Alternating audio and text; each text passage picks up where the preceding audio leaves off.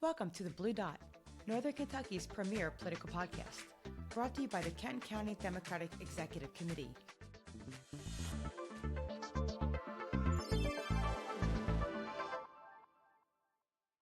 Welcome back to the Blue Dot podcast. This month, we're honoring the incredible men and women who have worn the uniform in military service to our country, as well as the families who stand beside them.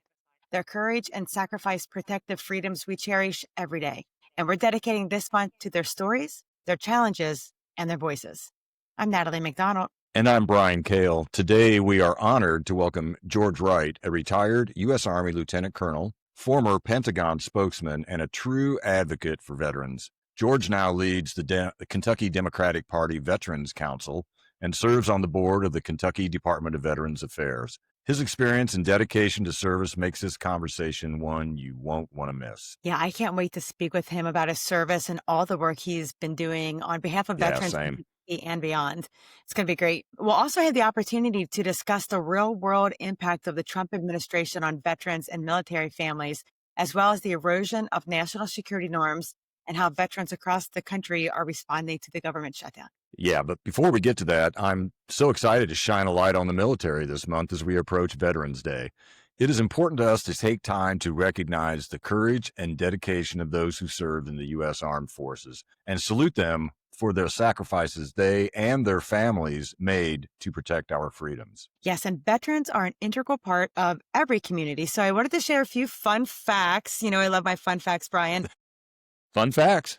Fun facts about the military presence here in Kentucky. So the first one is, I think most know this, but Kentucky is home to two major Army installations, Fort Knox in Hardin County and Fort Campbell, which is on the Kentucky-Tennessee border. A little bit of it's in Tennessee, a little bit's in Kentucky. But because of these two facilities, Kentucky has the fourth largest concentration of active duty Army personnel in the country. That's behind Texas, Georgia, and North Carolina. Wow. But it isn't home to just the Army. Kentucky has over 31,000 active duty members across all branches of the military. And when you include civilians, reservists, and National Guard members, Kentucky has about 56,000 military-related personnel receiving DoD paychecks, and it ranks 11th among U.S. states for active duty troops, largely due to Fort Knox and Fort Campbell. All of this also has a big impact on local economies, as Kentucky also ranks 11th in Department of Defense contract spending, receiving $10.6 billion annually, which supports military operations and healthcare services like TRICARE, which is the healthcare program for members of the U.S. military community managed by the Department of Defense. Yeah, and that's just an enormous impact, which I didn't realize until, we started to research these podcasts. It's crazy. Yeah, $10.6 billion annually. That's huge. It is, absolutely. And, these men and women have sacrificed for our country, and they deserve all of the respect and resources and support that we can offer. But under the current administration and the previous Trump administration, it seems like the draft dodger in chief has offered personnel cuts, broken promises, and a lot of political theater, unfortunately. Yes, that's right. And let's break it down. Trump's administration proposed deep cuts to the VA workforce, 17% in one budget cycle. That's over 80,000 positions, which is causing significant concern among veterans groups about the impact on services and access to care. Yeah, that means fewer doctors, longer wait times, and reduced mental health services and critical suicide prevention programs. And in rural Kentucky, where access is already limited, this really hits hard. Yeah. And I'm not sure if people are aware, but the Veterans Health Administration serves over 9 million veterans annually in 1,380 VA healthcare facilities, making it the largest healthcare system in America. And yet, this year, DOJ directed the VA to cancel over 800 contracts that support everything from chemotherapy treatment to records digitization. Yeah, and aside from all the DOJ cuts and the VA workforce cuts, veterans make up 30% of the federal workforce.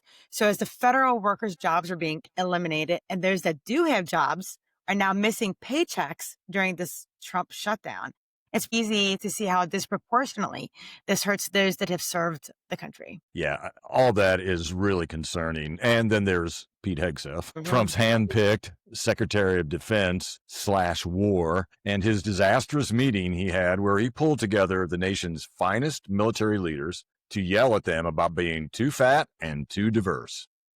I mean, can you imagine? There were there were No, I over can't imagine. there were over 800 generals and admirals in that audience, who had to listen to him make a fool out of himself. But I do want to give credit where credit is due. Pete Hegseth did serve in the Army National Guard. He held the rank of major and completed deployments to Guantanamo Bay, Iraq, and Afghanistan, earning 2 Right. Bronze Stars and a combat infantryman badge. And so that is to be respected. That's correct. That is to be respected. I don't ever want to take that away from him. But But we'll leave it there. but But before becoming Secretary of Defense in 2025, Hegseth's primary civilian roles were as a Fox News host and leader of 2 small veterans advocacy groups. He had no prior experience managing large defense organizations or shaping complex national security strategy, a stark contrast to previous defense secretaries who typically had Pentagon leadership roles or congressional defense experience. it does seem like a pretty light resume, you A know? little light. It's a lighter with a noticeable lack of high-level experience for someone appointed to oversee a department with 2 million service members, over 100,000 civilians, and an $850 billion budget. But what do I know? Yeah, well, and again, just the military experience aside, the experience of someone who's run an organization of that size or even close to that size, again, that management capability is a skill that he also did not bring to the table. All in all, it really shows a lack of respect for the position that he holds, which Trump tends to display for every cabinet level position. But that lack of respect seems to be an ongoing theme with Trump. There we go. Not only through some of his policies, but from what he says about the military. Everything from the suckers and losers comment to John McCain not being a hero. It is almost like he is so incredibly jealous because he knows he will never get the same respect as those that have served. Yeah, and then there were some other personal attacks that he launched on members of the military, aside from all of the stuff that he said about John McCain. One of my favorites was when he repeatedly threw Lieutenant General H.R. McMaster under the bus. And McMaster was his former national security advisor. And he famously said that he was a weak and totally ineffective loser, which I thought was just great. Was he looking in the mirror when he said that? Oh, no. Exactly. And then he said one of the most well-respected Marine generals, former Defense Secretary Jim Mattis, was the world's most overrated general. Can you, I can't even imagine this. And this all from a man who's led our country into the 2 longest government shutdowns in history because he is such an impotent and ineffective leader. And while all of this is very disheartening to me, I think it's more important to have the perspective of someone who did serve the country in a military capacity. Well, you're in luck today, Natalie. We have Lieutenant Colonel George Wright, who has been on the front lines, both in uniform and now in the fight for democratic values here at home. Lieutenant Colonel, thank you for being here. Thank you for having me, Brian. And please call me George. All my friends call me that. So, hey, George, thank you. Appreciate it. Very kind. All right. Thank you. You have a very dynamic background. Can you just start off by telling us a little bit about you and where you're from and your military service so we can get to know you a little better? Indeed. Happily. Well, my father was in the Army for 21 years. Both he and my mother grew up in a small town in West Georgia. He was drafted at the very end of the Cold War after serving in the occupation forces in West Germany. He returned to the United States, went on to join the ROTC program at the University of Georgia. Years later, I did the same thing. I graduated from UGA with a degree in journalism and public relations in 1976. I was commissioned as lieutenant in the armor branch, the Tank Corps, and I served 3 overseas tours, 2 in Germany with tank battalions, 1 in Belgium at the Supreme Headquarters, Allied Powers Europe. A notable assignment there was a period of time when I served as the second in command of a tank battalion 15 miles from the Iron Curtain, about 40 miles from a Soviet motorized rifle regiment at the end of the Cold War. I served with the U.S. forces in Grenada in 1983 in that expedition. 5 years at Army Recruiting Command in our neck of the woods at Fort Knox, both at the headquarters and as a battalion commander for almost 2.5 years.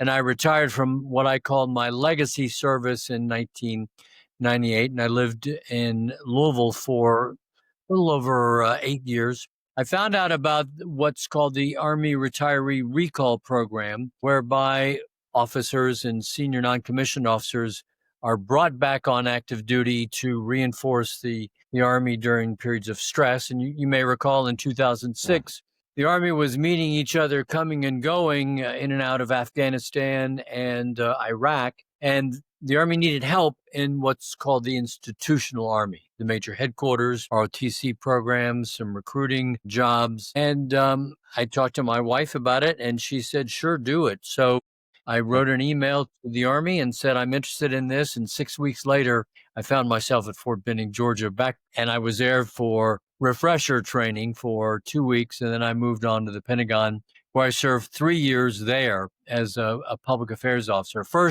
The first year was in the Army Operations Center, where I got, as we say, re-greened in the Army. And I worked there, and I kept one eye on what was going on in Iraq and Afghanistan and the other eye on the news, because a lot of what happens whether it's in Washington or any other capital in the world, narratives and priorities are sometimes influenced by what is covered in the news media. So I did that. I moved on upstairs to the main floor at the Army Media Relations. I was a team chief. After 3 years of service as a recall officer, I transitioned to the civil service, and I worked in the same department where I was assigned at Army Public Affairs. And then I went on to become selected as the deputy director for media relations. Hence, I was Army spokesman at the Pentagon. And I dealt with every major issue affecting the Army during that period. I retired from full-time work in 2017. My wife and I returned to Louisville, and in 2018, I got an intermittent part-time job still working with the Army as a media role player. I acted as a war correspondent in the framework of Army Corps and Division command post exercises, and I went to all the major military installations the Army has at Fort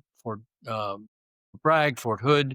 I've been to Korea twice, Germany once, and a number of other smaller installations. Most recently, Fort Carson, Colorado. I was there in May. So all in all, I've been involved with the Army for about 49 years. It's been a long time, and I've served our country under every president since Gerald Ford. And so I'm grateful for that. All those experiences that have been given to me. Well, that's, what a career. And it really speaks to the opportunities that the armed forces and serving in the military can bring to a person. Just the diversity of things that you did and, places you traveled and obviously the people you met and the impact you had. What an opportunity. You don't get that, in most businesses or most aspects of life. Yeah. I think the role in the Pentagon, Natalie and I were talking about that. Of course, that sounds really interesting. And now you gave us a little background that you were kind of front-facing spokesperson, speaking with media and in the official dialogue and the official communications of the military. And then you have what are journalists saying about that? What's out there? What's the media saying? What are people hearing? And maybe you're learning about things through the media that you didn't know about through the military, it sounds like. Can you give a little detail on that? I've stayed in touch with a number of the reporters who were on the Pentagon beat, the Pentagon Press Corps. I consider most of them, not every single reporter, I didn't know every single one, but the reporters I had regular weekly contact with, I consider friends still. I was concerned, as have they been, about essentially the dismantling of the Pentagon Press Corps and the new rules that the Secretary of Defense has imposed on covering them. I have found during my time, both in the field Army and as a Army spokesman at the Pentagon, that the people who cover that beat are men and women of integrity, commitment, honesty, and dedication. And they covered the news there at the Pentagon with all of the good intentions that you would expect. And so I was saddened with the new rules that the Pentagon imposed on these folks. And I was quite proud that they all said, no, we're not going to sign these loyalty agreements. We're not going to sign these agreements that require us to clear with you, the Pentagon leaders, what we're reporting on. That's just not how it works. In fact, even General Jack Keane, 4-star Army retired general, who's a military commentator on Fox News, said that that's not how journalism works, and that decision that the Pentagon made is really not in the best interest of our country. So I salute the general. I'm not a regular viewer of Fox News, but I was pleased that even he weighed in on this situation. Yeah, Fox News and Newsmax both, pretty right-wing news organizations. They both said nope, packed up their stuff and left. I thought that's pretty profound, I thought. Yes, indeed. You've had over 40 years in the military. Just, I guess I have to ask, have you ever seen anything like this before? Have you ever seen an administration really just say, okay, well, we're not going to let you in. We're not going to let you cover us. We want an NDA for you to even be in our press corps. I'd love to hear your opinion on that, or your insight on that. That has been, it's just unheard of in my years of service. Typically, senior officers will tell their public affairs staff, okay, what are they going to ask me? What's the topic? And now we all know the topic of the interview. They want to talk about readiness or the new tank system that's been introduced. We generally have a feeling as to how the interview is going to go, and we know their history and their tendencies and their backgrounds and some of the things that they typically focus on, but never as a public affairs officer have I been confronted with restrictions that were this tight. Now, One American News, which is now the content provider for the Voice of America, which in my days of service in the Cold War was really one of the great bright beacons of light and hope in the Warsaw Pact and Soviet Union. Based in Washington, of course, the Voice of America had a number of bureaus in Berlin and Rome and London, and they were reporters, albeit government civilians or civilians on contract, but they were ball and strike reporters. They report the news as it existed, and it was one of only a few ways that the citizens of the former Soviet Union and their satellites, East Germany, Czechoslovakia, Poland, on and on, could get updated, reliable news. So it's really been sad to watch that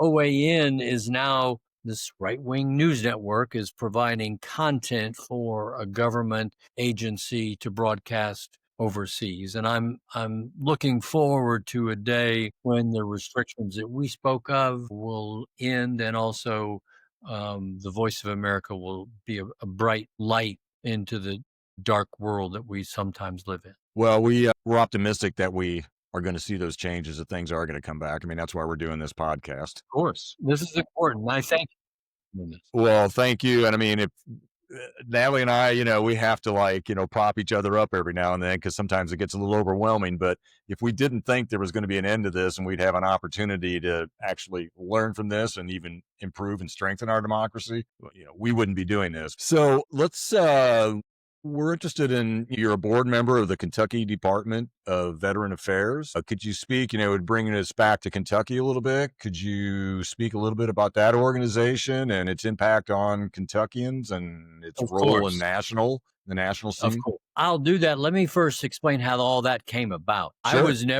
I still am a news junkie. My wife will say, George, turn off your phone, turn off the TV. I hear that a lot. I was going to say, Brian, exactly. I think you guys have something in common there. Yes. Okay. So in 2018, when our president went to Helsinki to meet with the Russian president, Vladimir Putin, at the summit, of course, it was on the news and I was watching live, and I was appalled, shocked at the performance that he had in the joint press conference with his counterpart from the former Soviet Union, Russia. He was asked, among other things, can you comment on their involvement in the 2016 election? And he tap danced and denied and said, well, he told me that they weren't involved. And then the follow-up question was, Well, despite the fact that 16 national intelligence agencies say that they were, what do you have to say? He continued to deny that. And as you might imagine, my head was exploding and I had a few words for the president, and that my wife heard. And she said, "Stop yelling at the TV, George. Go out and get involved in something." So in the days ahead, I contacted the office of Congressman Yarmouth here. I live in Mhm. Louisville and his district in 3rd Congressional District. And so I cut my teeth as a political activist, making yard signs and stuffing envelopes. One thing led Cool. to another. And there were a small group of us that believed that we were tired of the GOP chokehold on patriotism. And we were tired of hearing that Democrats hate America. Now, I was an Mhm. independent during my years of service. I Mhm. voted for candidates from both parties. When I was a civil servant, my wife and I donated a small amount of money to President Obama's campaign, but I maintained my independent affiliation. But after the Helsinki summit, I became a card-carrying Democrat. So we set about to lay out some principles, and we adopted the Army values of loyalty, duty, respect, selfless service, honor, integrity, and personal courage. None of which did the president ever show any affinity for. He's all about himself. He's egotistical and selfish, and some would call him a narcissist. But again, we're tired of hearing that the Democrats hate America, and we're tired of their chokehold on patriotism. Now, what we do is we have a Facebook page, Kentucky Democratic Veterans Council, on which we post a number of items about things that are in the news, updates, announcements of rallies and marches and demonstrations, meet the candidates. Sometimes we will Mhm. solicit for volunteers to help this or that candidate in their campaign. So I won't say we're real robust, but we do have a presence on social media, and we do the best we can. Now, as a result of that budding activism that I got involved in the late teens, including some door knocking for Andy Bashir, I was Great. honored to be appointed as an at-large member of the governor's advisory board for the governor, and we oversee the work of the Kentucky Department of Veterans Affairs. As such, I go to there's a Zoom meeting every quarter where we discuss the issues of the day and some of the projects that the board is involved in. And I'm also very proud to attend the annual meeting of the Friends and Allies of the Kentucky Department of Veterans Affairs. And I'm also thrilled that it's such a robust program. My good friend, retired Army Lieutenant Colonel Whitney Allen, is the commissioner of the Department of Veterans Affairs. And he and his staff, when they have these regular meetings in August, will bring speakers from Washington, from the administration, whether it's the administration of Joe Biden or the administration of Donald Trump. Representatives from their Department of Veterans Affairs have always attended. Members of the leadership of the Louisville and Lexington VA medical centers come and speak with us and give us updates. We've got a big representation among the veterans service organizations, the Legion, the Veterans of Foreign Wars, Disabled American Veterans, and they all attend. And so these one-day seminars take place typically on a Thursday, and the next day, Commissioner Allen will hold workshops on training new people who will coach, guide, and mentor new veterans to help them file their VA disability claim. So it's an Mm. important 2 days of events and classes and training and discussion. And again, my hat goes off to Whitney Allen, who's the commissioner there, and the governor himself, who gives Commissioner Allen the leeway to serve Kentucky's veterans as he does. There's about 300,000 of us in the state, and I'm thrilled to be a part of that effort. Yeah, it That's sounds great. like you're quite busy and doing a great service to the veterans in Kentucky Thank and you. then Thank you. beyond. So that's amazing. And when you look at specifically in Kentucky, what are some of the needs other than what you had already spoken about, the outreach that you have done to our veterans? What do our veterans need in Kentucky? And if there's any way that us civilians can help at all? Well, we are not a monolith. First of all, thank you for your willingness to be of service. We're not a one size fits all monolithic organization. Many of us are blessed to have good health into our old age, and some of us are not so fortunate. Some of us have been wounded in combat and we've lost limbs. Some of us have been affected mentally and psychologically by the effects of close in combat, and even combat that's not close in. The separation from our families and friends and our communities, the mortar and artillery fire that rained down on our troops in Iraq and Afghanistan has been a source of internal conflict for members of our community. And Commissioner Allen has a number of assets at his disposal, as does the Kentucky-based Department of Veterans Affairs medical facilities in both Louisville and Lexington. And there are some clinics throughout the state as well. So while we're not engaged in active, direct combat now, those issues that affect veterans are not as top of mind. But I do know that the psychological wounds and the physical wounds that we can't always see and the ones we can see are being attended to as best we can by members of our national and state organizations. So my hat goes off to the governor, the commissioner, and even the Department of Veterans Affairs in Washington. I do know that there are some changes ahead. Elon Musk's Doge efforts were, shall we say, disruptive. And so I think our country is still feeling some of the effects of that. And we're going to get to where we need to be, if not in the months and few years ahead, certainly when the next president, hopefully a Democrat, will be inaugurated.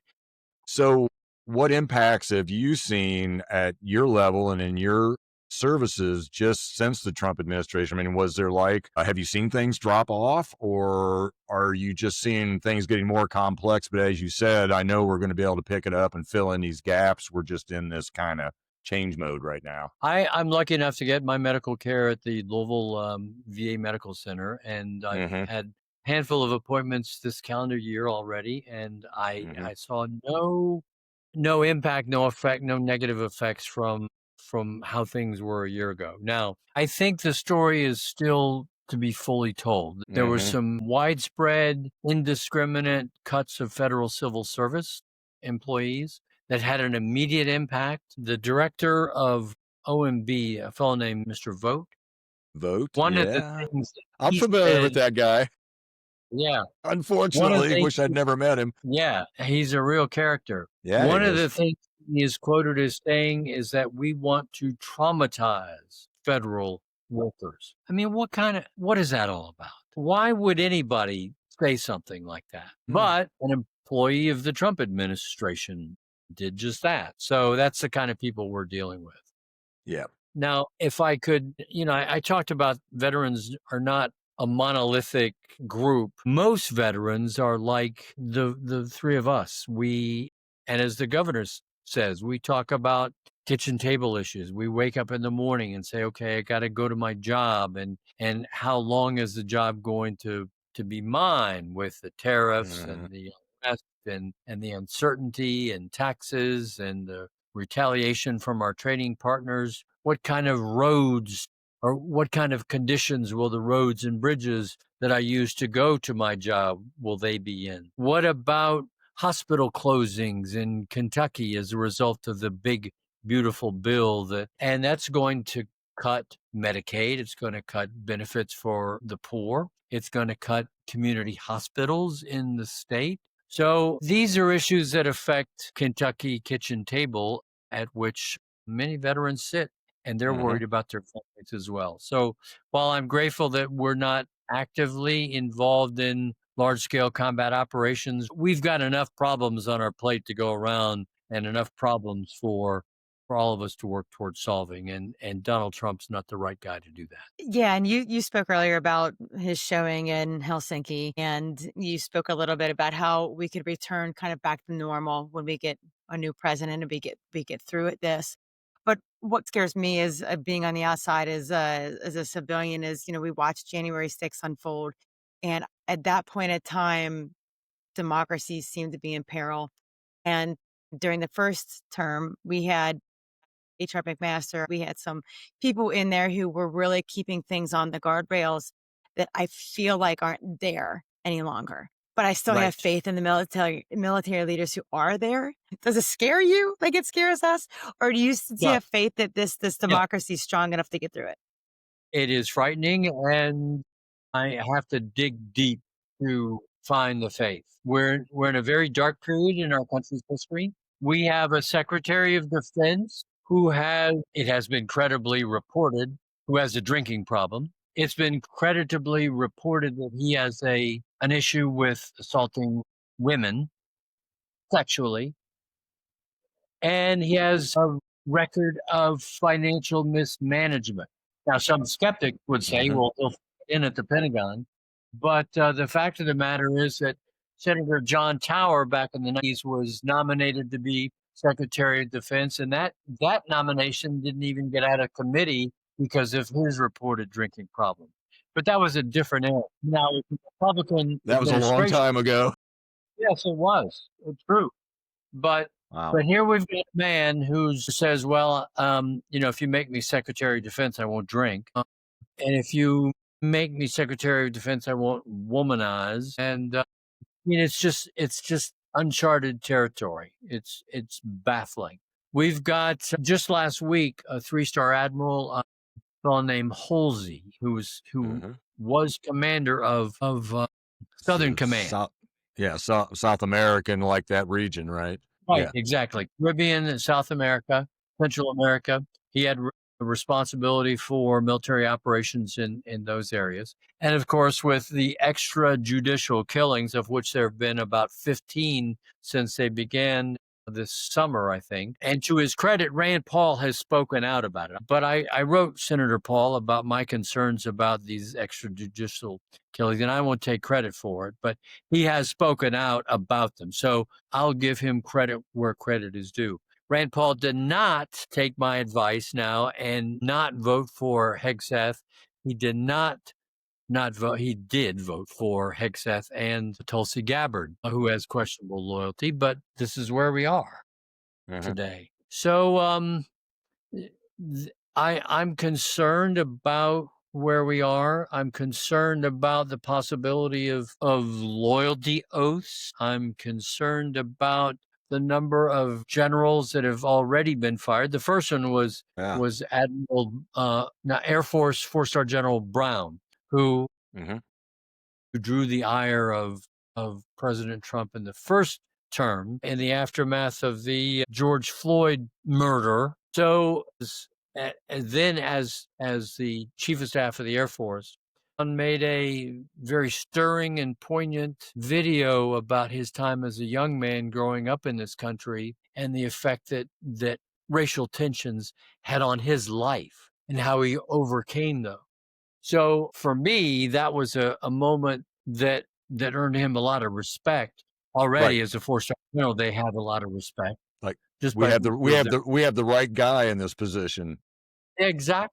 Look at the character of this guy. So, and our whole country was tense. And so he had the character to speak out about that and his life and what happened to him as a young man. So he was fired within days, as was the Chief of Naval Operations, a female Navy admiral, 4 stars. He didn't like her. So those two were called woke, as if that's a bad thing, to be aware of one's world and to be sympathetic to others. I think that's quite fine, but they don't like that. So we're going to continue to see some problems. I was heartened, though, by a couple of things. When Hegseth and Trump went to Quantico, sorry for the clock.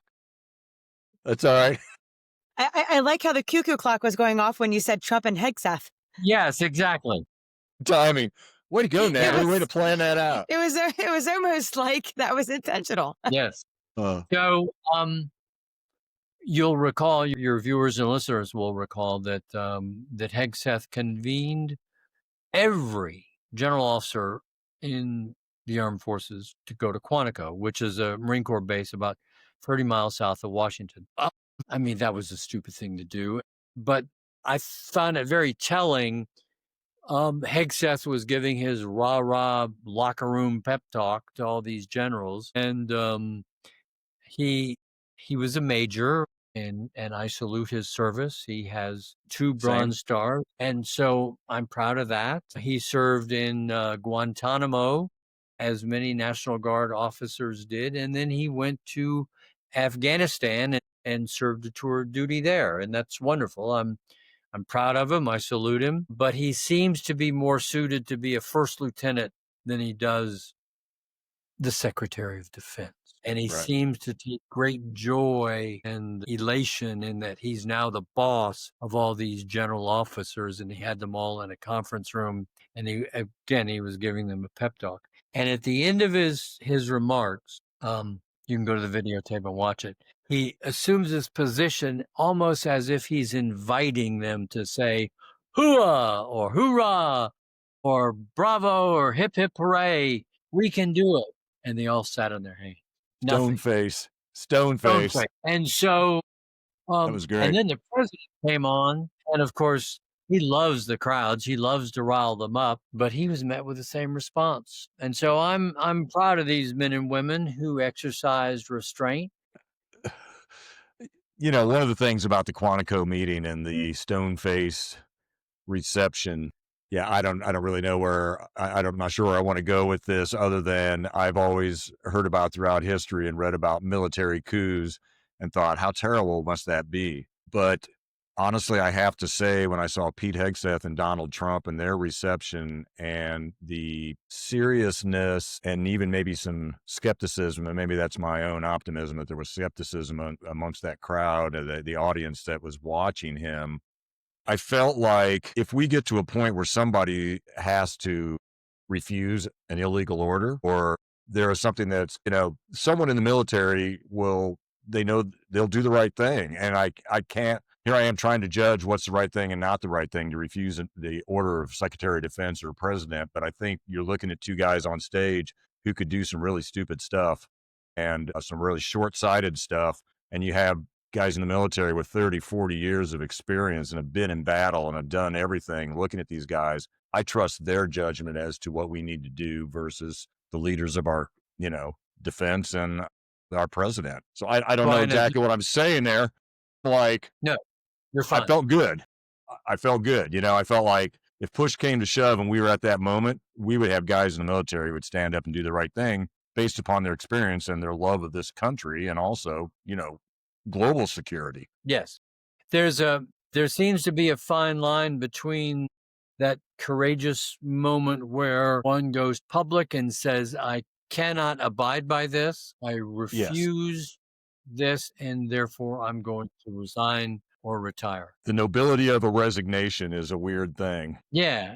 As opposed to, well, I really disagree with this. So what I'm going to do is I'm going to fight this from the inside. I'm going to slow roll this. Yeah. Some of us were old enough to remember an expression called what we call the Ho Chi Minh strategy, which is just to wait them out. You get a new Ho Chi Minh, of course, for your younger viewers and listeners, was a leader of North Vietnam. He was a revolutionary. He led the fight against the French and then the Americans. And so his philosophy was, well, we'll just fight a guerrilla war, and eventually the French and then eventually the Americans are going to leave. Who knows? Yeah. One other thing I wanted to ask you about, I know we've had you for a long time and we appreciate your time, but one thing I did want to just bounce off of you is Trump, the National Guard, and other military personnel into American cities. I didn't know if you had any thoughts on that. I do. Yes, I figured you did. Now that we're getting to know you better, I think I was pretty sure you would have a thought on that. Yes, indeed. Historically, the Army National Guard has 2 missions. One is 3. One is disaster relief, and that's probably how the Guard is most well known. After a tornado or a hurricane or fires or some natural disaster, the National Guard is there. The Kentucky National Guard, of course, is commanded by our governor. They also, and there's some gray areas here, may be called upon to reinforce local and state law enforcement agencies. We've seen that over the years in Los Angeles in the aftermath of the Watts riots in mid 1960s. We have seen that in 2020 in the aftermath of the George Floyd murder. And that can be a slippery slope. Typically, those mobilizations were, and I should also say we saw some of it in 1968 to 1970 in Washington, D.C., when the 82nd Airborne Division sent a couple of paratroopers, battalions of paratroopers to Washington, D.C. during the anti-Vietnam War riots. So it's not something that's never happened before, but they're so rare that only under the most serious conditions will a governor call the president and tell him that I am overwhelmed and my local and state law enforcement agencies are not capable of handling this problem. Please help. So that's typically what happens. It is unnatural and not routine for the president to say, well, I'm going to send 600 guardsmen and women to fill in the blank, Los Angeles, Chicago. Now they're in Memphis. I mean, what have we become? And there's an old saying, if the only tool you have in your toolbox is a hammer, then every problem is a nail.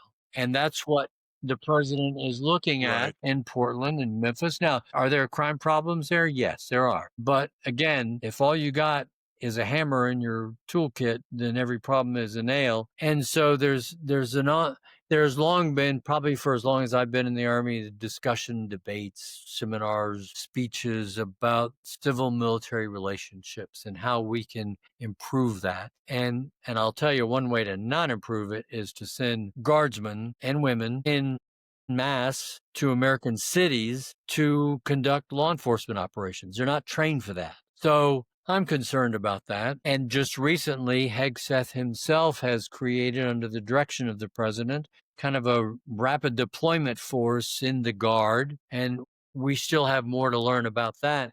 What's that all about? Right. Will it be a rifle battalion?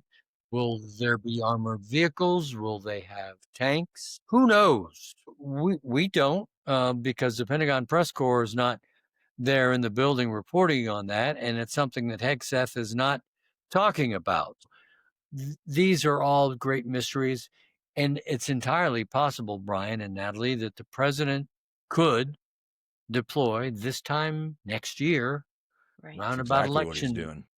Yep. Let's cordon off certain areas of these blue cities that vote for Democrats. Let's make traffic impassable. Let's set up some checkpoints to slow things down a little bit so people can get to the voting booth.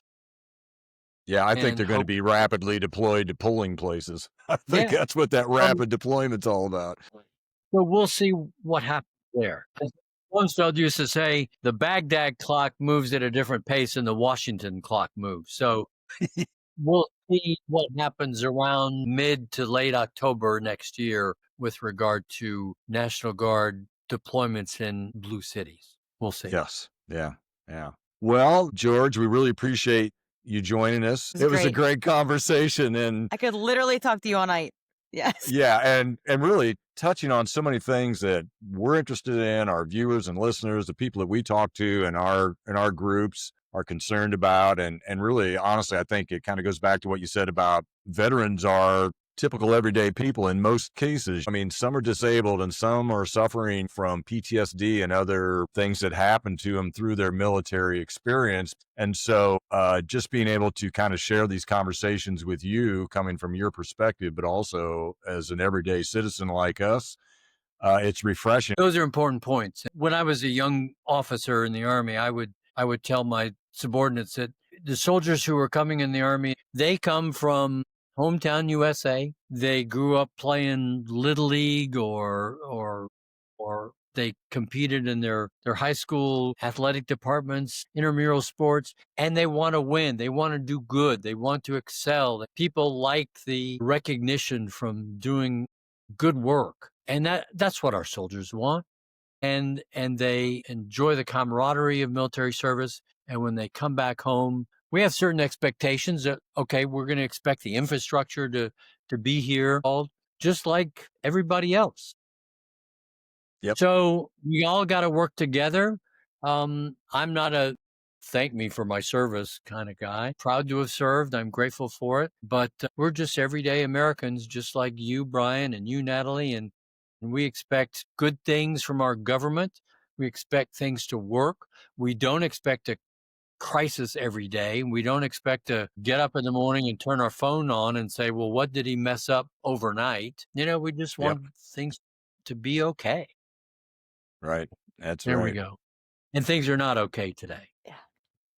And we are going to thank you for your service. Yes, exactly. Yes. Thank you. Thank you, Natalie. Thank you, Brian.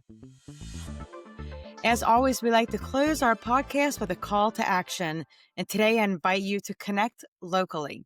Reach out to groups like the Northern Kentucky Military Coalition, American Legion posts, and the DAV or the Disabled Veterans chapters that are in your area. Many veteran organizations rely on community support, so consider volunteering your time, attend events, or help spread the word about their programs. And also be sure to be an advocate for policy by staying informed and speaking up for legislation that supports veterans' healthcare, education, and benefits. Democracy thrives when we protect those who protected us. And finally, check in. Sometimes the simplest act matters the most. Call a veteran friend or neighbor. Let them know that they're valued and not forgotten. And Brian, how about you? Any calls to action on your radar? Hey, Natalie, I love all the ways you've outlined to support our veterans. That's great.